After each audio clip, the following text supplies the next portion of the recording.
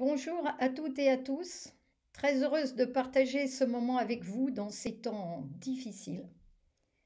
Ce n'est pourtant pas le moment de relâcher nos efforts, ni sur la recherche et l'innovation, ni sur la lutte contre le cancer.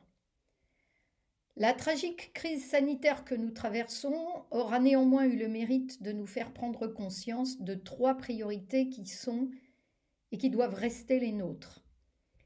Premièrement, la nécessité de privilégier les efforts de coopération supranationale dans les grands sujets de santé publique, les maladies transmissibles, mais aussi le cancer et les maladies chroniques.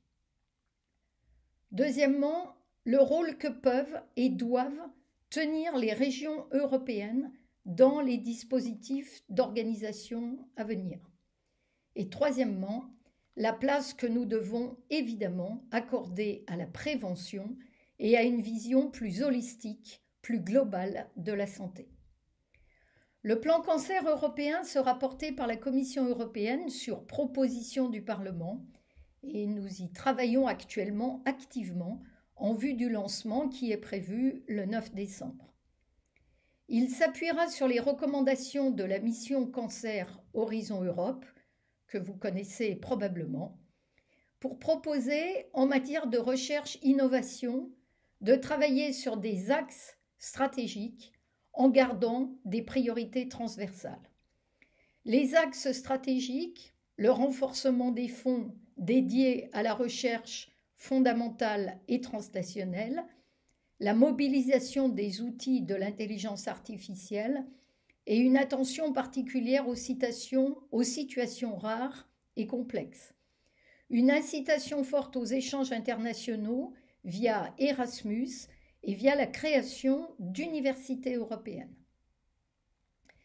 Incitation à la recherche interventionnelle sur les grands sujets sociétaux, promotion de la santé en particulier, meilleure connaissance des déterminants de santé individuels, sociaux, environnementaux. Enfin, facilitation des grands essais cliniques multicentriques européens qui souffrent actuellement toujours de la lourdeur réglementaire, dans le détail de laquelle je n'entrerai pas. Les priorités transversales devront rester la lutte contre les inégalités d'accès à la recherche et à l'innovation, la définition précise des périmètres européens, nationaux et régionaux des mesures à prendre, et l'implication régulière des représentants des patients et des citoyens dans la réflexion. Vous le voyez, nous avons beaucoup de raisons de penser que les cancéropoles resteront au cœur, non seulement de la stratégie nationale de santé, mais aussi de la stratégie européenne. Alors, bon courage pour vos travaux qui sont absolument essentiels.